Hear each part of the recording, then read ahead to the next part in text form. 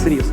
There are no means of countering such weapons today. The modern air defense systems available in the world and the missile defense systems being built by the Americans in Europe do not intercept such missiles.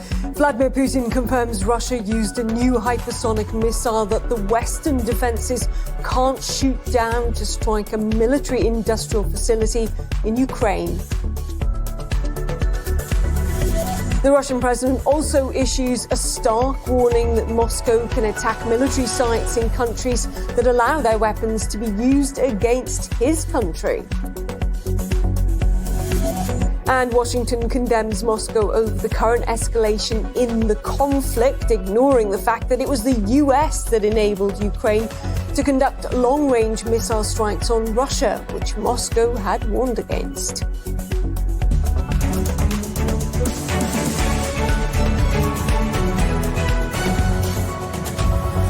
This is RT International with your roundup of the news from across the world. Thanks very much for tuning in this hour.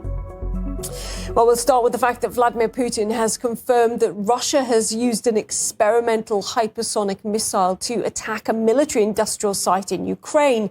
The Russian president specified that the projectile was equipped with a non-nuclear warhead.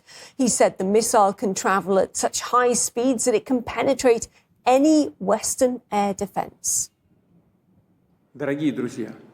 Friends, I would like to inform the personnel of the armed forces of the Russian Federation, citizens of our country, our friends around the world, and those who continue to harbor illusions about the possibility of inflicting a strategic defeat on Russia, about the events that are taking place today in the zone of the special military operation, namely, about the use of Western-manufactured long-range weapons on our territory. As they continue the escalation of the Western-provoked conflict in Ukraine, the United States and its NATO allies earlier announced that they were authorizing the use of their long-range precision-guided weapon systems on the territory of the Russian Federation. Experts are well aware, and the Russian side has repeatedly emphasized this, that it is impossible to use such weapons without the direct involvement of military specialists from the countries producing such weapons. On November 19th, 6 operational tactical missiles, ATAK-MS, produced by the US, and on November 21st, in a combined missile attack with the UK-made Storm Shadow and US-made HIMARS systems, were launched against military facilities on Russian territory in the Bryansk and Kursk regions. Since then, as we have repeatedly emphasized, the regional conflict in Ukraine, previously provoked by the West, has taken on elements of a global character. Our air defense system has repelled these attacks. As a result, the goals that were obviously set by the enemy were not achieved. A fire at an ammunition depot in the Bryansk region, caused by falling debris from an ATAK-MS missile, has been extinguished. There were no casualties or serious damage. In the Kursk region, an attack was made on one of the command posts of our group North. As a result of the attack and the anti-aircraft battle, there are, unfortunately, casualties. There are killed and wounded among the personnel of the external security units and service personnel. The command and operational staff of the control center has not suffered any casualties and is normally directing the actions of our troops to destroy and expel enemy units from the Kursk region. Once again, I would like to emphasize that the use of such weapons by the enemy is not able to affect the course of combat operations in the zone of the special military operation. Our troops are successfully advancing along the entire line of contact. All the tasks we have set for ourselves will be accomplished. In response to the use of US and British long-range weapons, on November 21st of this year, the Russian armed forces launched a combined strike on one of Ukraine's defense industry facilities. The combat conditions included a test of one of Russia's newest medium-range missile systems, in this case, with a ballistic missile with nuclear-free hypersonic equipment. Our missile engineers named it Oreshnik. The test was successful. The goal of the launch was achieved. One of the largest industrial complexes known since the days of the Soviet Union, and which still produces missile equipment and other weapons today, was hit in the city of Dnepropetrovsk in Ukraine. We are developing intermediate-range and shorter-range missiles as a response to US plans to produce and deploy intermediate-range and shorter-range missiles in Europe and Asia. We believe that the US made a mistake by unilaterally withdrawing from the Treaty on the Elimination of Medium-Range and Short-Range Missiles in 2019 under far-fetched pretexts. Today, the United States not only produces such equipment, but as we can see, in the course of measures to train its troops, it has worked out the issues of transferring their advanced missile systems to different regions of the world, including Europe. And what is more, they are conducting training exercises on their use. Let me remind you that Russia has voluntarily, unilaterally, committed itself not to deploy medium-range and shorter-range missiles until US weapons of this kind are deployed in any region of the world. I repeat, we are conducting live tests of the Oreshnik missile system in response to the aggressive actions of NATO countries against Russia. The question of further deployment of medium and shorter-range missiles will be decided by us, depending on the actions of the United States and its satellites. We will determine the targets for further tests of our newest missile systems on the basis of threats to the security of the Russian Federation. We consider ourselves entitled to use our weapons against military facilities of those countries that allow their weapons to be used against our facilities. And in the event of an escalation of aggressive actions, we will also respond decisively and in a mirror-like manner. I recommend that the ruling elites of those countries that are planning to use their military contingents against Russia seriously consider this. Of course, choosing, if necessary and as a retaliatory measure, targets to be hit by such systems as Oreshnik on Ukrainian territory, we will proactively notify civilians and also ask citizens of friendly states who are there to leave the danger zones. We will do this for humanitarian reasons, openly, publicly, without fear of opposition from the enemy, who also receives this information. Why without fear? Because there are no means of countering such weapons today. These missiles attack targets at the speed of Mach 10, that is 2.5 to 3 kilometers per second. The world's current air defense systems and the missile defense system of the Americans in Europe do not intercept such missiles. This is impossible. I emphasize once again that it is not Russia, but the United States that has destroyed the international security system. And by continuing to fight and cling to their hegemony, they are pushing the entire world towards global conflict. We have always preferred and are now ready to resolve all contentious issues by peaceful means, but we are also ready for any development. If anyone still doubts this, it is in vain. There will always be a response. Well, according to the Russian president, the Oreshnik, which translates to Hazel, is a state-of-the-art intermediate-range ballistic missile. It can travel at Mach 10, that's up to 3 kilometers per second. Mr. Putin emphasized that the advanced hypersonic projectile can also penetrate into any current defenses. Here's a map showing the approximate time it would take for the Oreshnik to reach major European capitals. With that speed of 3 kilometers per second, that's around about 10,800 kilometers per hour, it would take only 20 minutes to reach London.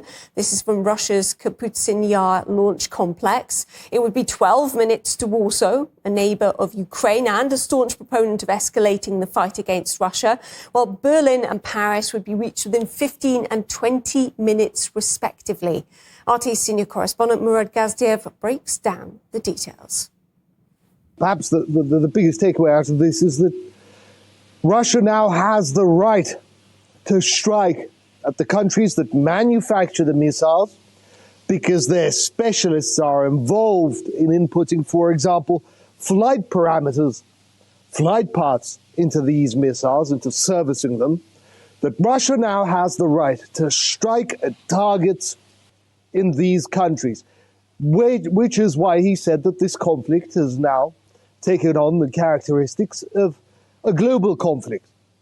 Vladimir Putin has described the Oreshnik system, which is a hypersonic ballistic missile with a range of thousands of kilometers that can travel at 2 to 3 kilometers a second, which nullifies the missile shield that the United States spent almost 2 decades building in the Asia-Pacific region, in Europe, and because of which it initially ruined relations with Russia. The path to enmity began with the United States missile shield. We all remember Vladimir Putin's speech in Munich in 2008, which is where the chasm or the cracks turned into a chasm. And this is Russia's response. Essentially, what Vladimir Putin said, because of your actions, because you lifted all restrictions on firing your missiles and are assisting in firing your missiles into Russia, we have come out, we have developed, and we have deployed, tested, used this new missile, which you have no hope against, essentially. He stressed that there is no system on Earth in existence that can intercept the Oreshnik missile traveling at 2,000 to 3,000 meters per second. And we saw in dramatic footage published online from various angles of that missile, or should I say those missiles, striking overnight at the Yuzhmash plant in Dnepropetrovsk. It is one of the biggest defense industrial facilities, one of the most famous in Ukraine. It still, according to Russian intelligence, manufactures rocket parts. It still manufactures munitions. It conducts repairs of armored vehicles supplied by the West, Abrams tanks, Leopard tanks, Challenger tanks, as well as armored personnel carriers from Bradleys to Marder infantry fighting vehicles supplied by the West to Ukraine, hit, destroyed, damaged by Russia on the front lines. They go back there for repairs. That was struck in a dramatic fashion. You could see those missiles impacting like rays of light out of the sky. And perhaps that was the point, a demonstration of strength, a demonstration that this isn't going to get any better, that you aren't going to stop us, and you've made yourselves more unsafe than you were before you embarked on this journey. And there is still, of course, the question of why the Biden administration decided to lift these restrictions, especially given that most Western weapons types, missile types, Russia has learned to shoot down. Evidently, what we saw in Bryansk, in Kursk region, had they hit the warehouse, the ammo dump in Bryansk, the fireballs would have been huge and tremendous. Vladimir Putin said that the missiles were struck down. They didn't achieve their aimed goal of destroying the storage. There were surface fires, they were quickly put out. So it again goes to show that Vladimir Putin and his administration, the Russian government, with the support of the people that might be added, that they are adamant, that they are determined to continue the course that Russia is on. He stressed again that Russia wants to resolve things peacefully, but it takes two. It takes the other side also being willing to negotiate, to talk, and to resolve these differences. On the contrary, we have seen anything but. Russia will respond to future threats, to future escalations in a mirrored way. Now, Vladimir Putin's speeches such as this one are generally aimed at a target audience. It may not be us, the public, the masses, but I can tell you that in the Pentagon, at the CIA, in the White House, they'll be sitting and they'll be picking this speech apart. They're going to try to see what he meant, the aims that Vladimir Putin had, and what the message, the takeaway for them, not for us, the public, but for them, is out of this. Again, Vladimir Putin said that all aims of the special military operation, the objectives, will be achieved. The fantasies that some people have about a strategic defeat awaiting Russia in the fields of Ukraine, that this won't come to pass, and that Russia will continue on until the end of the special military operation. Well, former US Army officer Stanislav Krapivnik agreed with the Russian assertion that the new hypersonic missile might very well be capable of getting past any of those current defense systems. It's hypersonic, Mach 10, so that's about 3 kilometers per second. So the missile cannot be stopped. The naked eye can't even track it. It goes so fast. If it's zoomed by somebody, I guess it may pick up some kind of movement. The speed is, like I said, 3 kilometers per second. The missile has multiple warheads, somewhere between 10 and 11. So theoretically, all of those could be loaded with a nuclear explosive. And this is a first field test that has shown that it's very capable. It launches, it hits hypersonic speeds, and it hits on target. all wordings. There are systems that can actually intercept at least somewhat slower hypersonic missiles. It's called the S-550. And again, it's Russian. So in the West, no, there's absolutely nothing that can stop a hypersonic missile, especially if it's a strictly ballistic missile. Theoretically, if it's flying from far enough, even hypersonic, you could do a formula on the ballistics. And if you have enough time, launch something to try to get in its way, theoretically. The problem with missiles like the Kinjal, for example, which is hypersonic cruise missile, is it's maneuverable. So any ballistic formula that your system works out, if it has enough time to work anything out from sighting of the missile to impact, isn't worth anything because the missile will just move out of the way. The West believes in fairies and magic. It won't happen. We won't get hit. Putin's bluffing, and we can do whatever we want, and we won't get hit. That's a pretty big if. That's a pretty long shot and a big bet. The problem is, of course, we're facing the Western mentality. And the Western mentality has always involved exterminating, destroying, and murdering civilians.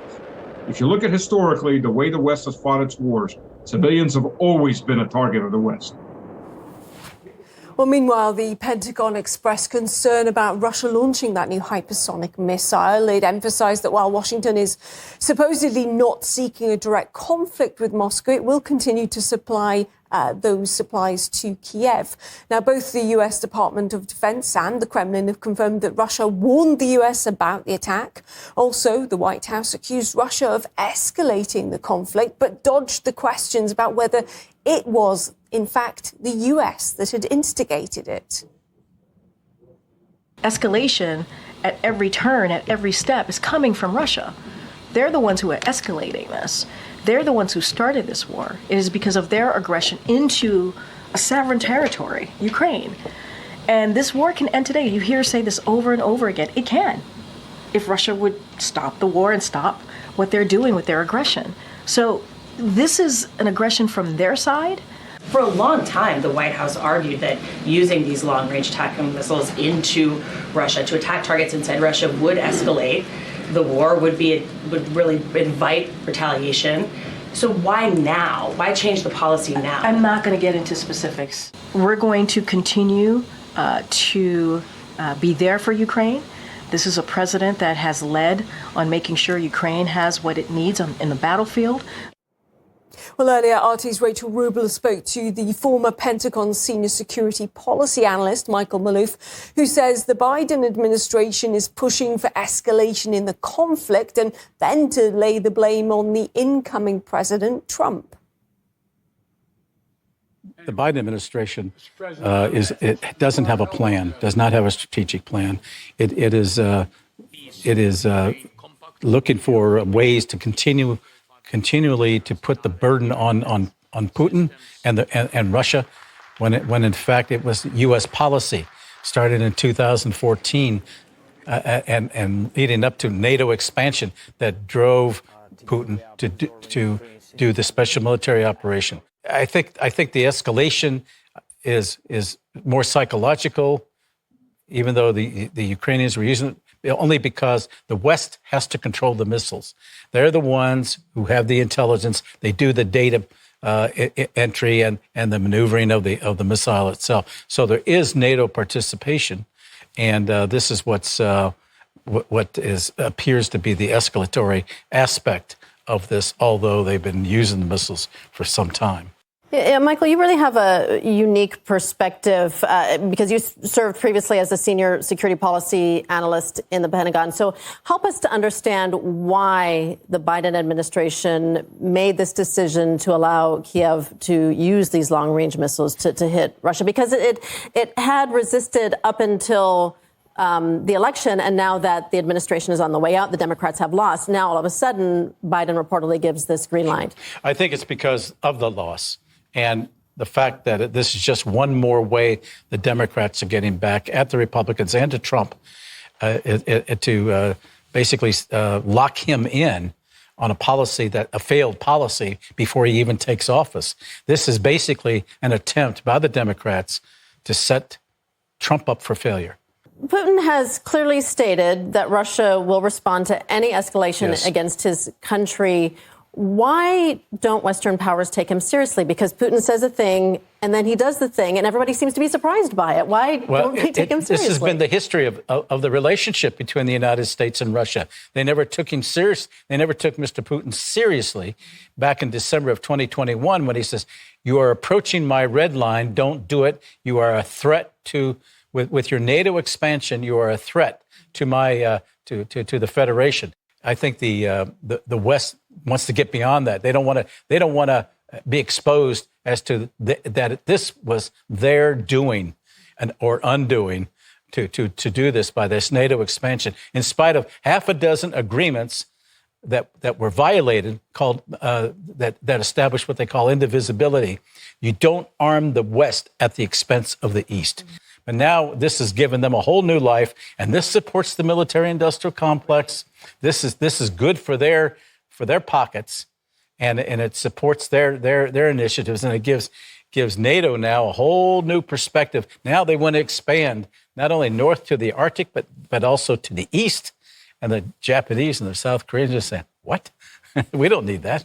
So this is very, very serious, and it's got to be nipped in the bud. And that's why the American people themselves are not for it. That's why they basically voted this administration out and also voted against Harris.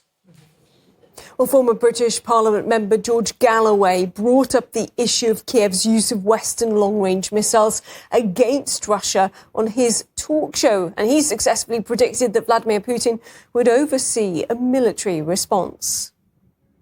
A man not fit to be president again is nonetheless fit to take the world into nuclear oblivion. Of course, the Democrats are allowing him to do it because its primary purpose is not to assist the crook of Kiev, Volodymyr Zelensky. The primary purpose is to scuttle the incoming battleship called Donald J. Trump. They are determined to sink Trump's presidency before it begins, just as they were in 2016. Then it was Russia, Russia, Russia. It was the Russiagate scandal. This time, it's bombing Russia. Now, let me make this abundantly clear. The Russian response will be swift and overwhelming. You don't have to take my word for that. You can listen to the man with his finger on the Russian nuclear trigger. Vladimir Putin has, as late as September, made clear that any attack by long-range missiles supplied and indeed targeted and indeed operated by NATO will be treated as a declaration of direct involvement in the war by the whole alliance, even though only the United States and the United Kingdom have thus breached Putin's red line. All of them are closing their embassies in Kiev today, even those with the least to do with NATO decision-making, like the Greek government in Athens, for example. The NATO alliance is thus jointly and severally responsible for a declaration of war and the perpetration of acts of war. Well, Vladimir Putin's statement comes after the Russian MOD says its air defence systems downed 2 UK-produced Storm Shadow missiles. That follows the reported approval by both Washington and London for Kiev to use their long-range weapons in strikes on Russia. The Kremlin says the West is adding fuel to the fire of the conflict.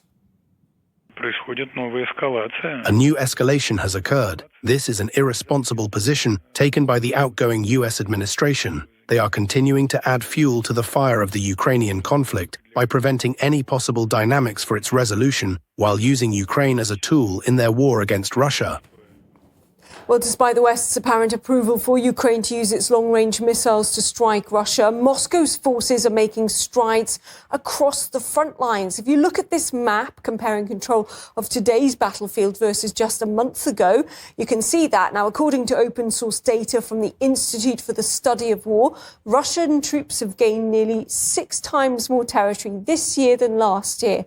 Meanwhile, in the UK, there was swift criticism over the move to allow the Storm Shadow strikes.